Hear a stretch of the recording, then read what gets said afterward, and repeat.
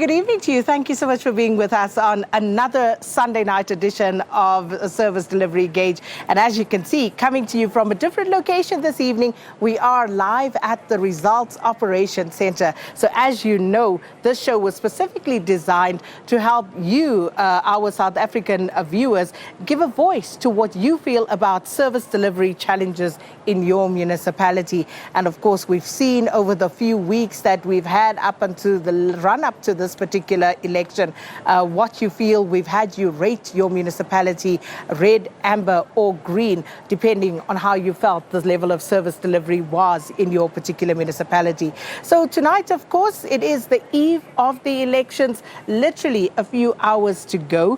And of course, tomorrow, most South Africans go to the polls, even though this weekend was, of course, special votes yesterday and today for the 1.1 million people who made an application for special votes. So we'll be speaking this evening to SALGA and the South African Local Government Association, just to find out from them what happens during this transition period and also what to expect when we do get into those new councils. And we'll also have analyst Goko Obri Machitri to help us wade through some of the issues leading up to and of course post the election as it pertains to service delivery. And hopefully we will pick up on this again. But as I said, this was specifically designed, this show, to help you gauge the level of service in your municipality. And it's been quite an interesting ride. So we, of course, will continue to ask you tonight as well, any issues that you may have had, but also what we will do is we will use this opportunity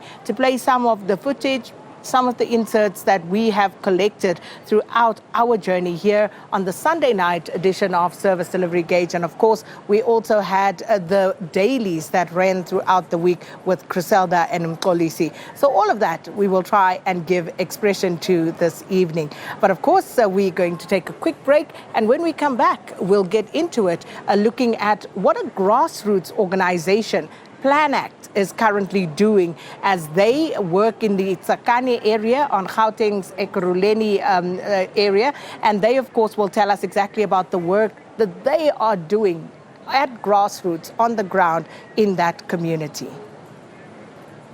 Residents of an informal settlement Extension 21 railway in Tsakane, through Plan Act, a non-government organization has come up with a strategy to work as a link between the residents and the government departments. This enables residents to speedily communicate or report water leakages, amongst others, to their local municipality. We assist communities who are based in informal settlement for them to have access to basic services such as waste collection, water, and the cleaning of their toilets. So under the program of civic, each and every single month we have 3 sets of questions where we ask the residents within informal settlement, do they have access to water, was their waste collected, and also were their toilets cleaned. Once we receive those answers from them or the data is being analyzed or is being assessed. And then at the end of the day, we compiled a report which we send to the municipality for them to be able to respond back or be able to attend to issues that were raised by those community residents. The program also assists in keeping the environment clean. Ever since the program has begun, they were able to receive a container for waste removal. So the nice thing about that container is that it does not only allow them to throw away waste, but it also provides them an opportunity for them to do recycling. The locals form part of the workforce for services such as waste management, recycling, and cleaning the open field. Workers alternate through a 6-month cycle, giving most people from the community an opportunity to be part of this program. Siyasebenza lana ema-toilet siyaklina ama-6 months ashintshana, bayangena abanye after 6 months baphume, nami ngiyangena benefita. My duties was to oversee ukuthi ama-toilet acleaniwe properly, and then lawe so rich now ukuthi are right and they are well maintained. Our mawablokile or makunama leakages, then I report that to the department. Sebenza ukudobha amaphepha egangeni, sibuthe sifake emaplastikini bese kuba ne-truck ezayo each and every day, but kwamanje iseza on Friday kuphela ezayo kuzosibuthela idodate esiyibuthayo. However, there are still challenges. Imigwaqo yethu i-gravel njengoba i-gravel sikwazi ukuthi sibacela ukuthi sicela bazosilungisela imigwaqo because manje imoto ka-dustbin ayikwazi ukungena ikwazi ukuthi ihambe ithatha amaplastiki ngoba mangalinile izulu ayikwazi ukungena iyabhajwa. The program is driven by residents, and they say that it's through improved communication that they quickly get assistance from the local municipality. So that's some of the work that PlanAct does, and we're joined now by Senior Programs Coordinator at PlanAct, Michael Makwela. Thanks so much for joining us this evening, and welcome to Service Delivery Gauge. Thank you so much, Sakina, for the welcome and the invitation to this esteemed program of yours. So let's talk about PlanAct and what exactly it is that you do, and what, of course, motivated you to start doing what you do. Well, PlanAct is one of those very old service organizations, what you call NGOs, which has been in existence for over 30 years. The primary work of PlanAct is civic empowerment, making sure that communities' voices is heard loud and clear by those that are in authority. So this program that we are running called Asivikelane started when COVID started.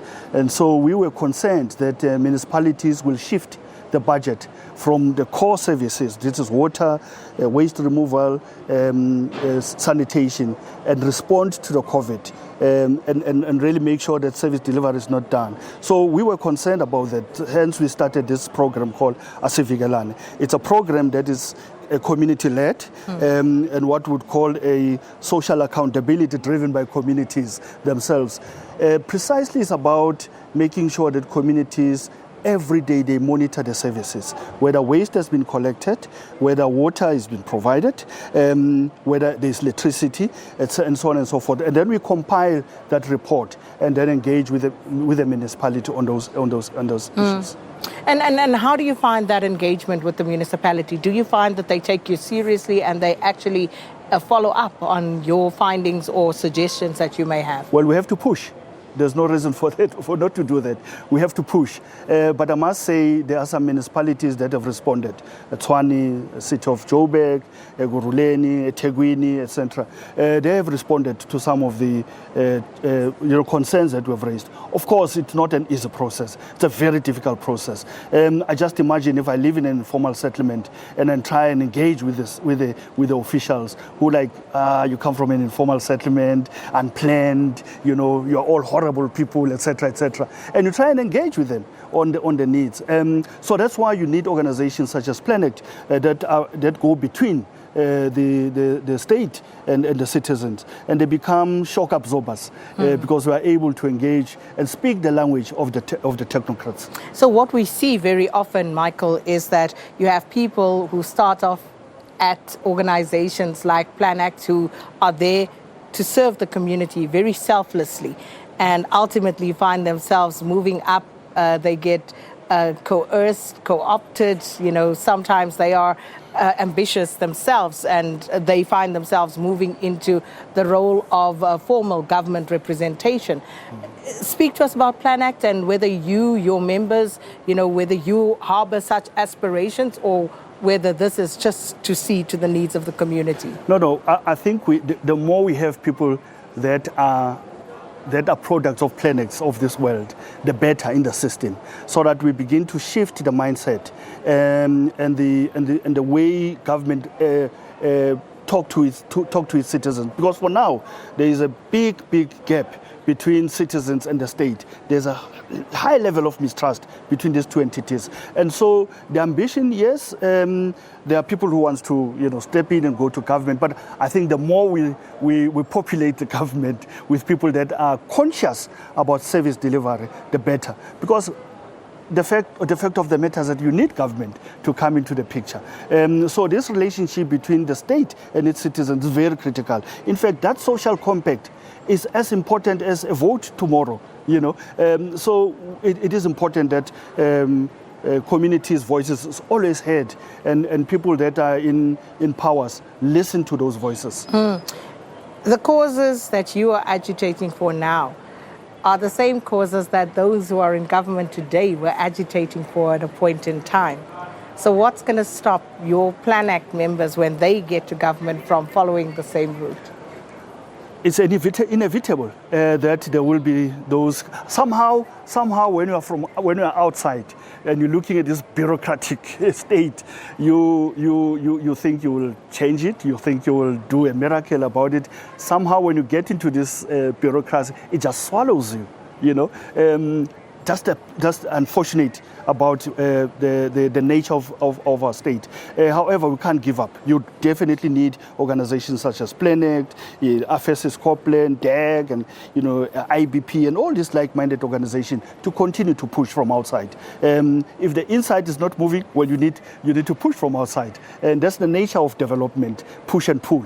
That's how it is. The state acts differently from communities and citizens and organizations such as Plan Act. It's inevitable. There is this power relations and power dynamics. So we have to continue to push. There will always be a pull, and it's understandable. But that's the nature of the work that we're doing. So I always say it's easy to point a finger at those in positions of power, elected representatives, but I think it is a bit unfair for the electorate to get a free pass on quite a number of the things that go wrong, because the electorate also just capitulates in the face of some adversity. How would you respond to that? No. Part of the work of Plan Act is to make sure that we build the capacity of communities to be able to engage with the state. And we turn the question around. Don't ask what the state will do for me. What is it? What kind of wealth and assets that the community has? Around the corner, there's Mam Kumalo, who provides soup kitchen. Down the road, there's Father So-and-so, who's a mechanic. Around the corner, there's a retired teacher. So there's a wealth in every community. What we have not found right is to say, this wealth that the community has, how do we harness it so that when it engages with the state, it becomes a relationship that does not define, I am powerful than you.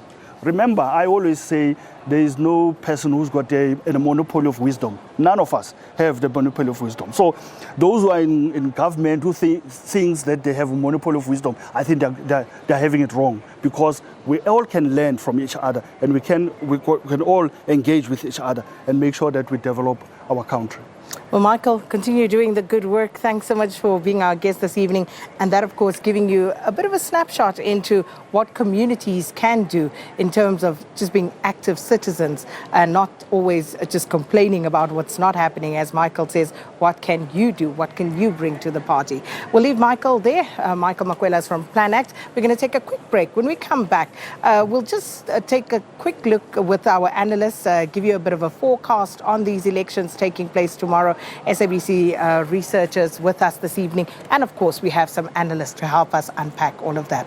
Let's take a quick break.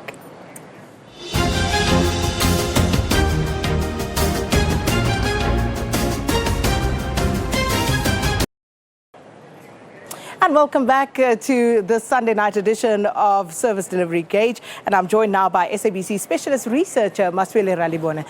Good evening and welcome. Good to see you here. Different setting, different lights. Thank you, Sakina. But of course, the show goes on as we take a look at Service Delivery Gauge. And of course, we've done the areas, the municipalities that we could do in the run-up to tomorrow's poll. But what are we looking at tonight? Sakina, as you know, we crisscrossed the whole country. We've been to Limpopo, we've been to the Western Cape, Eastern Cape, the KZN, and Mpumalanga. We started in Lekwa and we ended in the Western Cape at the Overstrand. So today, Sakina, we are not looking at a particular municipality. Today, we are looking at South Africa, how the municipalities have been performing, and what are these municipalities in South Africa. And as you would know, these municipalities, we are talking about 257 municipalities in the whole country, of which 8 of them are the metros, 44 are districts, 205 are local municipalities. Sakina, these municipalities, as you would know, There have been so many findings against them. The Auditor General's report and many other issues that are affecting the municipalities. And it's called corruption, which has been the problem in the country. In the past financial year, according to the Auditor General's report, only 28 of these municipalities managed to get clean audits.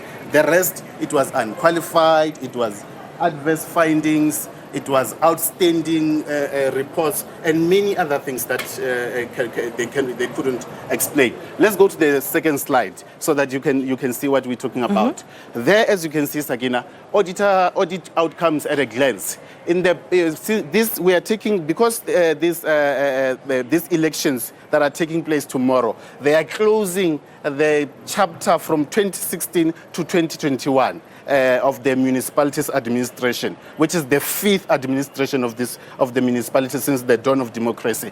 So from 2016-2017 Auditor General's report, as you can see there, only 33 of them managed to get clean audits, of which 0 of them, there was 0 outstanding submissions. So everybody submitted. Every municipality submitted. Something that changed in 2017-2018, because as you can see there, 24 of them didn't submit anything to the Auditor General's report. But only 18 managed to get clean audits. 101 of them unqualified, 78 qualified, and so on and so on. Look at the disclaimer there at 26. Disclaimer simply means what you submitted doesn't make sense to the Auditor General, And 2018-2019, only 20 of them managed to get clean audits, 94 of them unqualified, qualified at 93, adverse findings and outstanding 5.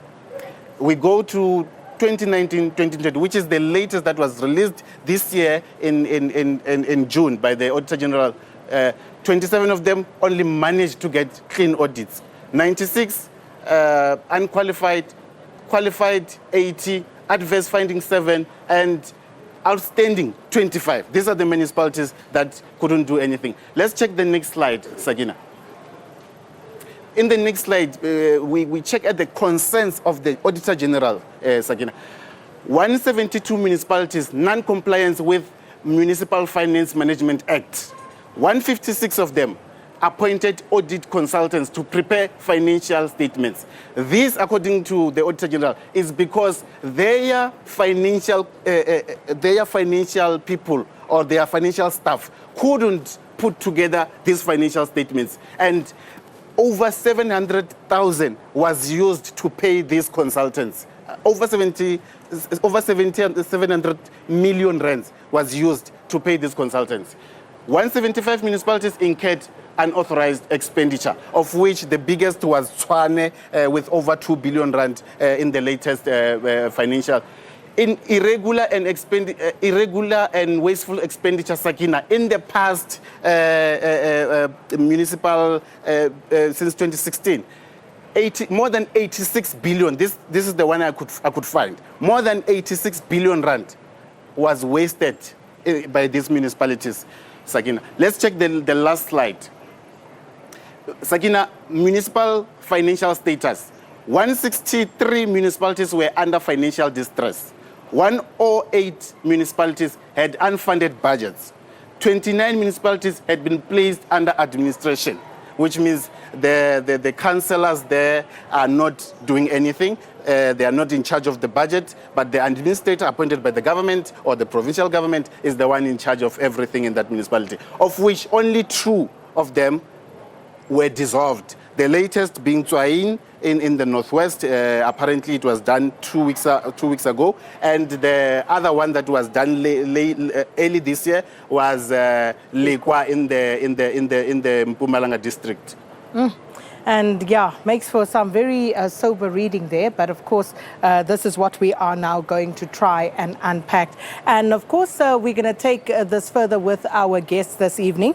And we have, of course, analysts in studio with us. Lance Joel, who's the Chief Operating Officer at SALGA, that's the South African Local Government Association, and Aubrey Machikri, who is, of course, a political analyst. Gentlemen, thank you so much for being with us here this afternoon. And Lance, I'm going to start with with you, looking at the numbers that we've just been crunching. So we talk about these municipalities, you know, the audit outcomes, but what is SALGA's role in all of this as we start? Well, good evening, Sakina, and also good evening to the viewers on the Sunday evening. Exciting Sunday evening as we're preparing to go and make our marks tomorrow. And also good evening to our panelists. Well, as the South African Local Government Association, you would have seen in the last 2 years, the 2018-2019 audit outcomes, 2019-2020 outcomes, we placed an emphasis on what we thought are two key areas that are not receiving the appropriate attention. And the first one is consequence management. And the second one is accountability. So accountability and consequence management are the areas we had identified as areas of focus. And in so doing, we had interacted with our municipalities. In fact, we had gone to the extent where the National Executive Committee of SALGA signed off and agreed that we have to interact with individual municipalities where we have picked up that there are consequence management and accountability challenges that needs to be addressed, and that remains work in progress. But there's an interesting bullet point that I saw earlier on the slide, and it relates to this problem of consultants. Yes, in the 156 municipalities. Exactly. It's quite concerning that we, in our municipalities, have service providers that provide because of the expertise, provide a particular service to municipalities, and there's no value attached to it. And in line with the earlier comment that I made about consequence management and accountability, we had similarly asked municipalities, can we get a sense of why you continue to have these service providers that are really not adding value, because your audit outcomes have not changed. So if you are appointing them to execute a particular service and they don't do so, why don't you get rid of them? So those are two of the things that we are engaging with municipalities on to try and arrest what we see continues to be a trend on audit outcomes. Aubrey, consequence management. This is something we hear a lot of, political speak, I call it. What does that actually mean? I don't know what it means, Sakina. Because to talk about things such as consequence management in isolation from the broader crisis that the state as a whole, our neo-apartheid state as a whole, faces, and to use language like that without putting it in context of what the real crisis is, misses the point. In this sense, the real crisis that we face, first of all, is that local government is not the most important sphere of government.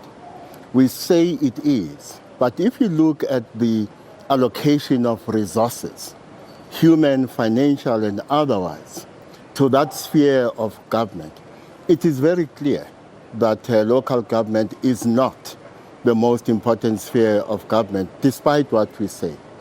If you look at the political capital, invested mainly by the dominant party, the African National Congress, it is also very clear that the dominant party itself does not regard the local government as the most important sphere of government, which means one of the problems we face, on top of the fact that we have a democracy that does not deliver what it promises, we also have a problem with the gap between words and what they describe. By that I mean, we have mastered the language of delivery.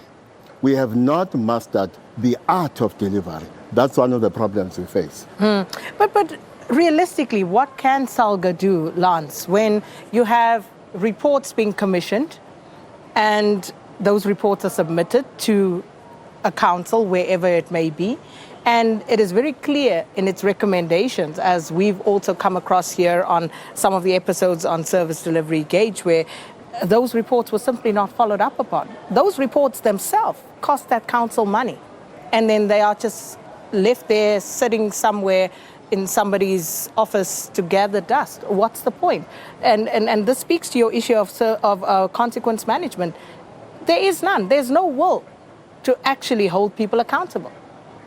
Well, I want to unpack the point, which also responds to the point that you are making, Sakina. And it's around what do we mean by consequence management? And I thought maybe let me pull exactly what it means in practice. So what the AG does, or did recently in July when it announced the audit outcomes for 2019-2020, it for instance said that in a number of municipalities, we have staff members, municipal employees that are receiving contracts from municipalities, whether it's municipal employees or those close to them, family members, etc. That's the first one. Secondly, the Auditor General says that there are disclosures that are to be made by individual, both councillors as well as municipal officials, declaring their interest. And the AG says, here is a red flag. There are many councillors and officials that do not disclose business interest. Thirdly... But this is by no means new. Yes. This has always happened. Exactly. So that's the point that I'm getting to. So the third one, just to give an example, so you get a sense of where I'm going, is you have employees in the employ of the state, maybe at national and provincial level, being a service provider in a municipality. So what are we saying when we say, let there be consequence management? We are saying municipality X, where there's a staff member that is implicated, can you act against the staff member? Secondly, we have said to the Minister of Public Service and Administration, what is national and provincial government doing to stop this unfortunate point made by the AG where staff members in the employ of the state are doing business with municipalities, and what is being done in that regard? So we say actual things must be done. So we're not saying, well, let's act. But so the point that I'm making is that but that's I'm part giving of an the example. problem. We are still talking about something needs to be done when this has been happening since time immemorial. The key difference is nothing has been done. That's the point, Sakina.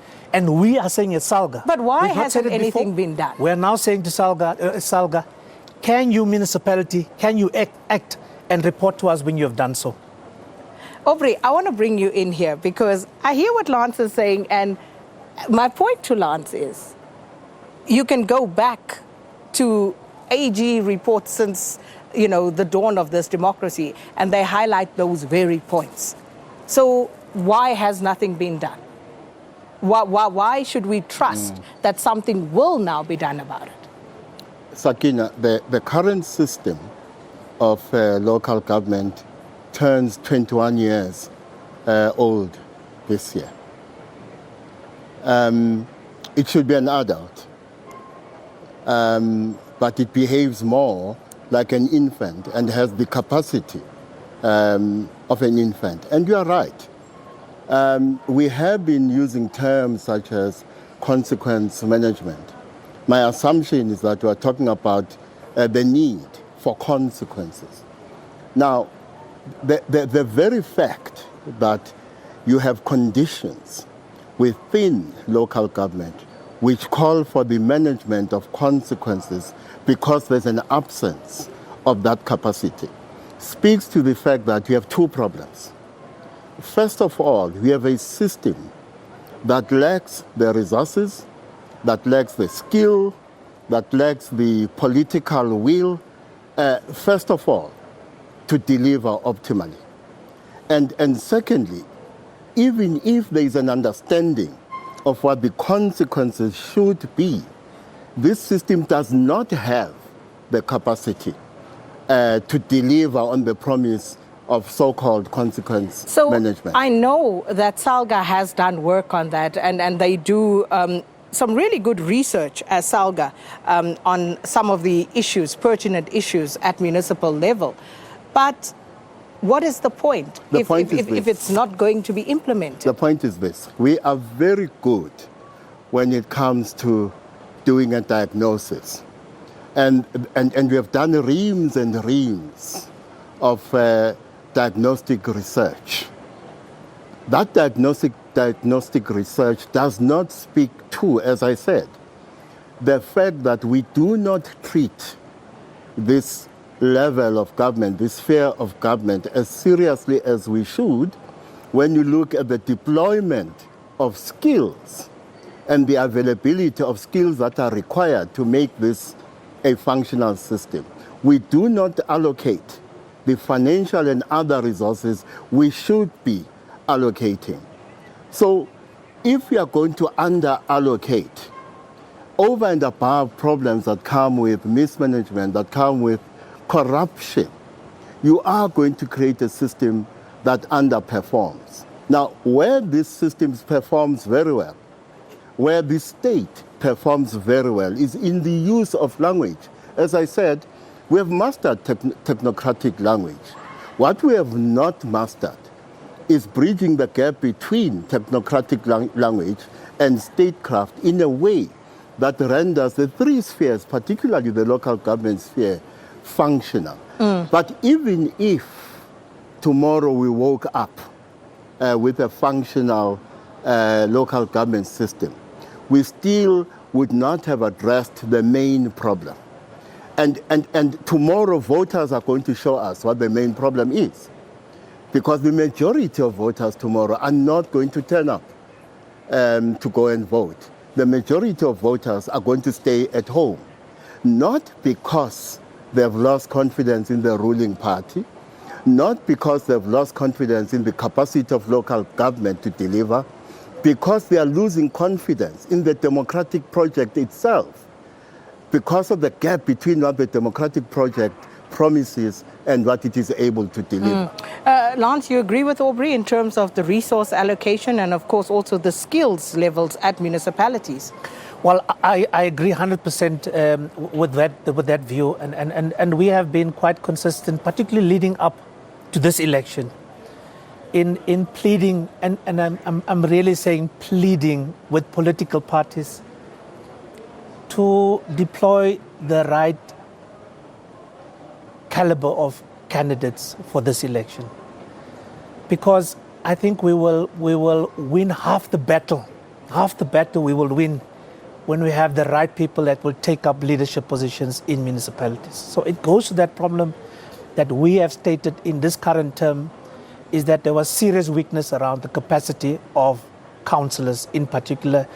And it's what our own research has indicated, that is the problem based on the feedback we had received from municipalities. And that's the first part. The second part would then be is once we have these right candidates into the system, hopefully by the end of this week, Sakina, we must then take the next step to ensure that we also select from amongst them the right caliber of people with the appropriate attributes to take up positions such as mayors, speakers, members of the executive committee or members of the mayoral committee, because that's the next step. Because that's one of the points Maswili pointed out in his slideshow there, that part of the problem is that you are sitting with members of council who don't even understand, and I'm being kind by saying understand. I'm not even sure if they've ever seen the Municipal Finance Management Act, if you look at some of the things that are done.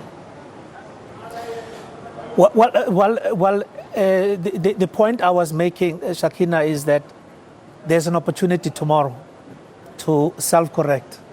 So we are looking with interest of what is going to happen over the next few days. As people go and vote tomorrow, and as the results trickle in, we are really hoping that we will see a better picture post the elections, but we are hoping.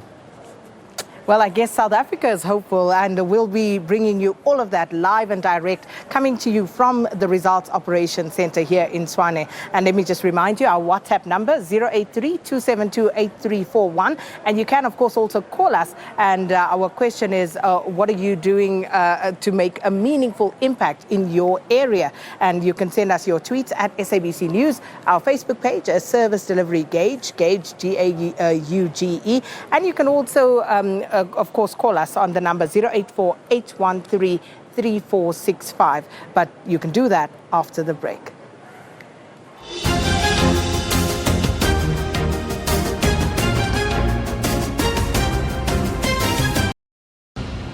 And welcome back, and you're watching Service Delivery Gauge. And remember, this is an interactive show, and it's time now to take a look at some of your tweets. And let's start by taking a look at those up on our screen now. This one from Mzwandile, who says, I rate Merafong Municipality red. They only appear during election time. Our townships are smelly and dirty, sewer crisis, uncollected refuse, pothole crisis, water leakages, sinkholes caused by municipalities, faulty water pipes, robots not working, high rate of crime caused by unemployment. That's from Mzwandile Maila. This comes from Siakunene, who says, Sakina, my sister, the service delivery this side is so bad. Even the city looks like a ghost town and rural areas are worse. These people don't even know that we exist. They only come around when it's voting time. And also continues to say, people from this area must walk 2 kilometers to take a taxi. And if it rains, they have to leave their cars on the other side of the river because there are no roads, there's no bridge. Ward 5 at Kwaguzebuso. And this one we had from Zwandile, who said he rates Merafong Municipality red. Right, we'll try and put up a few more of your tweets. And of course, you're welcome to get in touch via the other avenues that we've also outlined for you. And you're watching Service Delivery Gauge. Rate your municipality for us. Even though we're going to elections tomorrow, tell us what's happening in your part of South Africa. And continuing with our discussion with our analyst, Lance Joel from SALGA, and political analyst, Koko Aubrey Machitwe. And listening to, of course, the comments coming through, Aubrey, from listeners. And that's been the trend, really, throughout the duration of Service Delivery Gauge. It has been overwhelmingly, red, which means the municipalities are failing as far as the communities are concerned. Well, Sakina, what we are looking at is failure at 2 levels. The failure of the neo-apartheid state, known to us as the post-apartheid state. So that's the first thing. The second thing is the failure of the economy. Now, most people in this country live in local areas which are economically depressed, which means actually most of these municipalities, particularly the local municipalities, are being set up for failure. Because if you look at the combination of the fact that most of these citizens live in areas that are economically depressed, and you look at the paucity of resources that are allocated to the local state, local government is set up to fail. And unfairly, we point a finger of blame at this one sphere of government, local government, when what we're dealing with is the failure of the state as a whole. But of course, this is the coalface. This is where you can actually see your government representative, your elected representative. And it speaks to your question about the resource allocation. For example, the question of safety, Lance, where you have municipal councillors who have their homes burned. They are getting killed. What is being done about that? Because they obviously need protection more than the blue light brigades, I dare say, that some ministers enjoy. That's just my view. Surely there should be more resources allocated to the safety, given the situation of councillors. Well, I agree with the point that says that, it's a solid, valid point that says that this sphere of government is not taken in the broader context seriously, particularly if you look at the financial allocations made to it. Important point. Coming to the point that you are making, Sakina, is that the local government elections is, for me, the most exciting, because you are really voting for the guy that lives with you and amongst you, person that you would see quite often in the street. Ideally. I see my ward councillor on the street. Because that's what they are there for. They live with you. They know the conditions that you live under. They are closer to you as a community. You have direct access to them. Ideally. And because you have direct access to them, you also know where they live. And this difficulty that you have just highlighted, and I'm not going to make this point because it's an important point. Last week, Wednesday, this past Wednesday, we had a meeting with councillors, preparing them for this exit. And there were two councillors that raised a point, similar point. One saying in the Northwest, Gauteng Rivier Municipality, in 2018, his house was burned. Nothing has been done since 2018. So here is a council that lives with us, represents our interest. When things go wrong in the community, they target that particular person that is not protected. Doesn't have bodyguards, doesn't have blue lights, is accessible and becomes the first target. That's government closest to the people, becomes the first target. And when something happens to that person, the property is destroyed, no one responds. And that continues to be a difficulty. And it was made 3 years down the line. So for 3 years, this councillor does not have a house. So who was supposed to respond to that? So what we had fought for as SALGA is to ensure that municipalities take out SASRIA cover.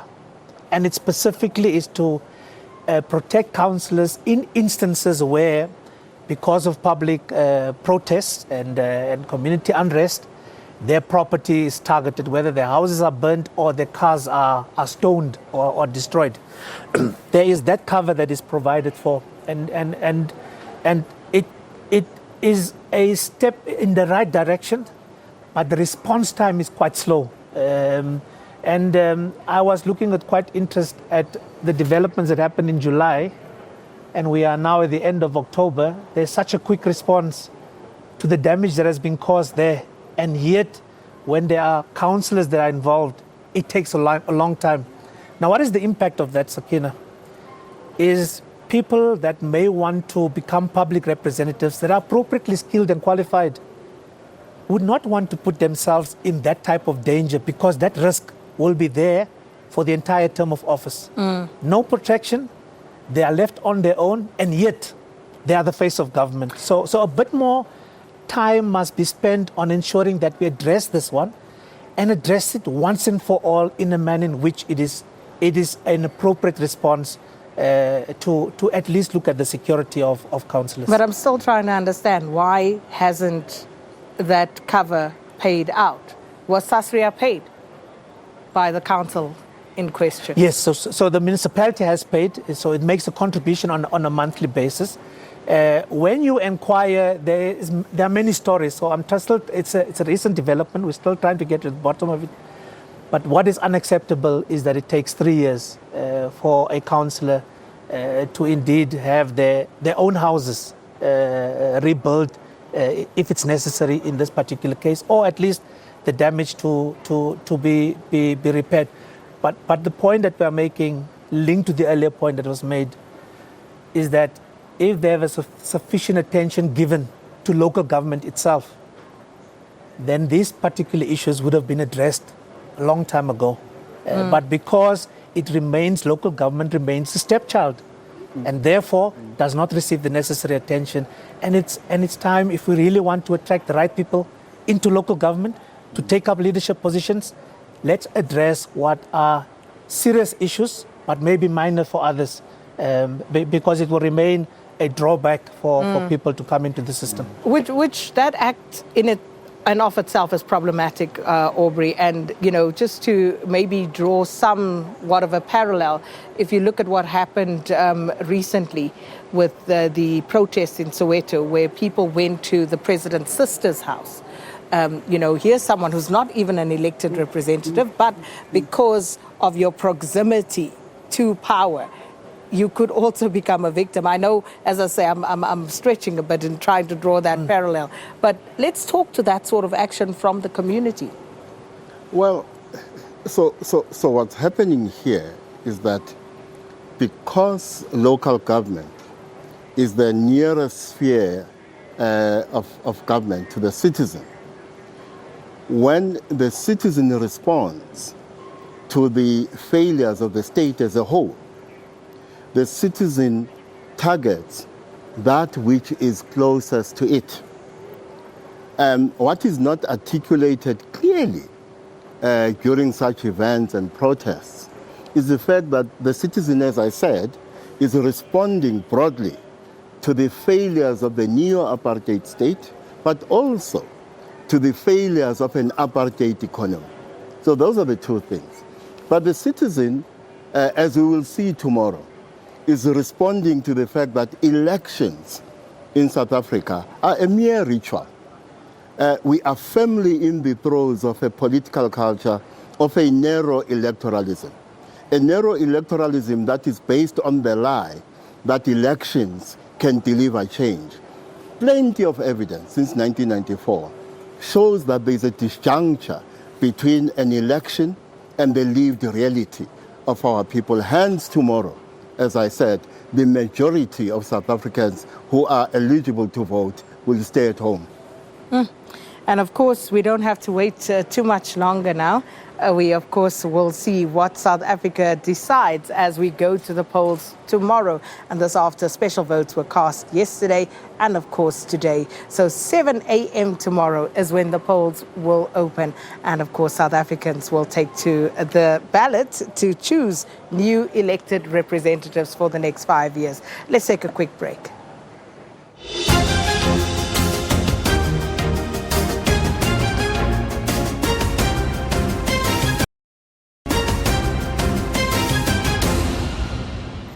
Well, there's so much to talk about. Unfortunately, we will have time in the next few days as South Africa decides. But Lance, Joel, you know, just very briefly, we only have a few minutes, but what's going to happen now? Because you have municipalities, councils now would have been dissolved so that new councillors can come in and as they are elected. So what is that process going to be like in a minute or less? Well, Sakina, it's quite simple. As we speak, councillors are still in office, so all mayors are still in office. We will all go and vote tomorrow, and we will then wait for the results. And we are hoping that by the end of this week, the IEC will declare the results. Once the IEC declares the results, the current crop of councillors exit the system, and the newly elected councillors then take office. That's just the first part. The second part is that the law prescribes that the first inaugural council meeting must take place within 14 days of the results being declared elected. So depending on what happens, it's going to be an interesting 14 days. I do know that some municipalities have already set the date for that particular council meeting. What is the purpose of that council meeting? The first one is essentially to elect a new speaker for council. Secondly, to elect a mayor, and then also deal with any other office bearer positions that may have to be filled. But in the main, it is the elections of the office bearers within a municipality. And then it's up to this good start of the 5-year term.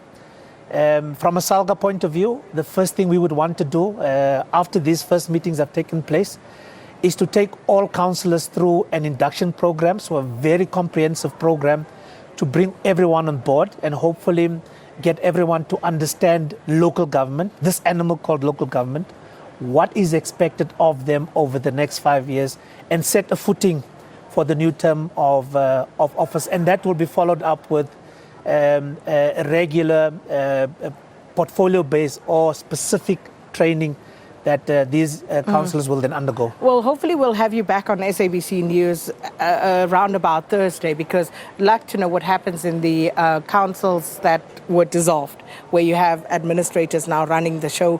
What happens there? Because have those administrators been given terms, and how long? What happens now? Say, for example, if this administrator was to be there for a year and you now have a new council coming into place, what happens in those eventualities? So hopefully we'll talk about that. Aubrey, we'll have your comment in just a moment, but let's quickly listen to some of what our viewers this evening have had to say. Oh, we can't hear. Sekhaya Bamshela. sashonelwa abazali sakwasane inkinga sangaba nalo ngisho ikhaya ngahamba ikhansela ngayolibikela ikhansela la zange lingene indaba elagcina ngokuthi lizofika nje kuze kube namhlanje kwaku2018 ngiyakulona kuze kube namhlanje likaze lize lifike kodwa ngiyezwe singasekhaya khona into bazobakhela izindlu. Minkarhi ya tivhoti yi fikile a ni ta hlohlotela vaakatiko va Afrika-Dzonga ku ya va ya vhota va hlawula maka hi ti 1 ku va va hlawula phati leyi va yi lavaku. So a swi pfuni nchumu ku i ku wena i nge vhoti kumbe i ku ID ya wehe u nge yi tlangisi. A ni ta ku famba vhota i ta kota ku yima laha i bukhela hi ku ina phati leyiwani ni yi vhotile a yi fambeni ya vhota. Inkomo. Na vele ngeke ngize ngivote ngoba nginesizathu ukuthi ngingavoti. Mina nginayo i-ID. Ngadlala abazama affairs bangidayisa certificate somunye umuntu state sokuthi bebhalise esami certificate bangidayisa certificate ehome affairs sehlelwe ngeke ngifihle lokho. Ngibhlungu namanje impilo yami imiliswe lokho. Namanje ngiyavota ngibathe ngiyakhona home affairs bangitshela ukuthi angilinde ama-interview. Sengiyenzile interview ngaphela. Very sad there. And that last viewer there, if you could just get in touch, send me an email, please. Sakina, SAKINA @safm.co.za. Let's see if we can follow up with Home Affairs and try and sort out your issue. Aubrey, you have 30 seconds. We'll see you again tomorrow, but for now. That's fine. But there must come a time when the day before a local government election and the day after look the same. Because what we have seen is that administratively, what causes underperformance at local government level is the pernicious effect of fractions at the political level. But another thing that must happen, at some point, if really we regard local government as the most important sphere of government, we must start talking about which functions must be devolved from national, from province, to the local government sphere. And of course, there are no holy cows. If we're going to get it right, we need to address these very difficult questions. And that's where we have to wrap it for this Sunday's edition of Service Delivery Gauge. And thank you so much to our SABC2 viewers.